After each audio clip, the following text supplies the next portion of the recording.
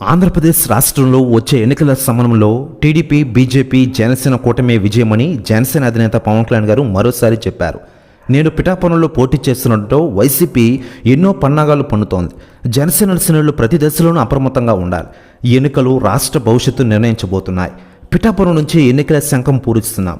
ఎన్నికల code, EC నిబంధనలు పాటించడం పైన జనసైనికులు పూర్తి అవగాహనతో ఉండాలి అని జనసేనని దిశానిర్దేశం చేశారు. మరోవైపు పిఠాపురంపై ఆయన మాస్టర్ ప్లాన్ రెడీ చేసుకున్నారట.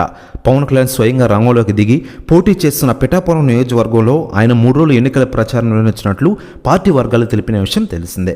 స్థానిక పురుహూతిక దేవికి ప్రత్యేక పూజలు నిర్వహించి వారాహి వాహనం నుంచి ఎలక్షన్ క్యాంపెయిన్ ప్రారంభించనున్నారు ఆయన.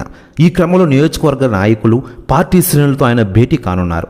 కాగా పవన్ కళ్యాణ్ తాను పిఠాపురం నుంచి ఎమ్మెల్యే అభ్యర్థిగా పోటీ చేస్తానని ఇటీవల ప్రకటించిన విషయం తెలిసిందే. ప్రభుత్వానికి ఎంపీగా పోటీ చేసే ఆలోచన లేదన్నారు. అయితే దీనిపై స్పష్టత రావాల్సి ఉందన్నారు. ఇక ఇదిలా ఉండగా పవన్ కళ్యాణ్ గారి గురించి చంద్రబాబు గారు తాజాగా స్పందించారట. ఆయన మాట్లాడుతూ, పవన్ కళ్యాణ్ ఆంధ్ర రాజకీయాల్లో బాగా రాటుదేలాడు. ఈసారి పవన్ని గెలిపించుకుంటాం. ఇంకో 45 రోజుల్లో పవన్ అసెంబ్లీకి వస్తాడు. అసెంబ్లీ మోత మోగిపోద్ది అప్పుడు అంటారట బాబు గారు. ప్రెస్ న్యూస్ కూడా తెగ వైరల్ అవుతోంది. మరోవైపు జనసేన తన లిస్టును విడుదల చేసిన విషయం తెలిసిందే. 18 కూడిన అసెంబ్లీ సీట్లకు సంబంధించిన లిస్టును నిన్నే పవన్ కళ్యాణ్ గారు విడుదల చేసిన విషయం తెలిసిందే.